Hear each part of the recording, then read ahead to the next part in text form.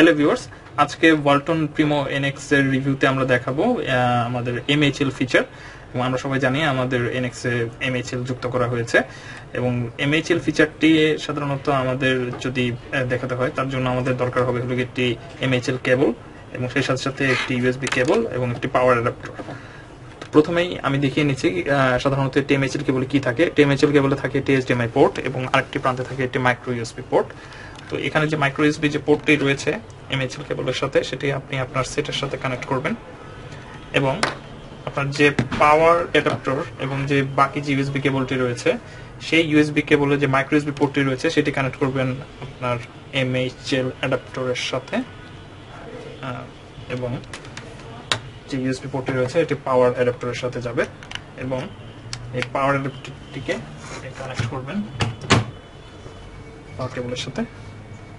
এখানে বলা উল্লেখ্য যে যদি সাফিসিয়েন্ট পাওয়ার যদি না থাকে তাহলে কখনোই একটি সেট থেকে আপনার এইচডি টিভিতে আপনি আপনার এইচডিএমআই পোর্ট ব্যবহার করে আপনার স্ক্রিনটি কিন্তু সিনক্রোনাইজ করতে পারবেন না। সো সেটটি পাওয়ারে থাকা অত্যন্ত বাঞ্ছনীয় যখন আপনি এমএইচএল ইউজ করবেন।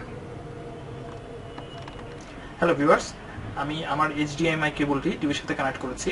তো কানেক্ট করার পরে সাধারণত আপনাদের যদি সিনক্রোনাইজ হয় প্রপারলি তাহলে আপনি আপনার পুরো মোবাইলের স্ক্রিনটি আপনার টিভি স্ক্রিনে দেখতে পারবেন। আপনি আপনার সেটে যেভাবে ব্রাউজ করতে পারেন সেভাবে আপনি দেখতে পাচ্ছেন বড় স্ক্রিনে কীভাবে ব্রাউজ হচ্ছে। তো আমরা একটি গেম খেলে দেখি আসলে এমএইচএল এর যে ফিচার সেটা হচ্ছে যে আমরা সাধারণত আমাদের সেটে ইউজ করে গেম এবং মুভি আমরা বিগ স্ক্রিনে দেখতে পারি। তো এটা কীরকম পারফরমেন্স দেয় সেটা আমরা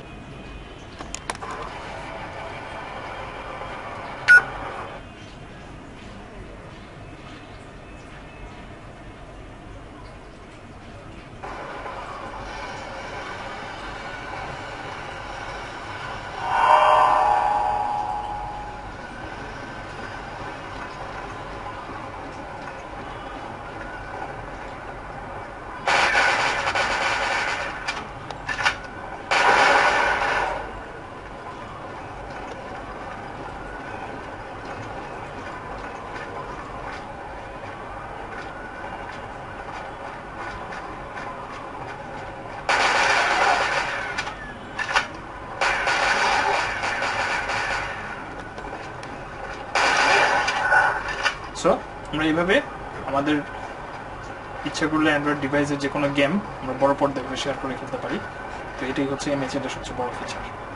that's all from us, and thanks for being with Walton mobile.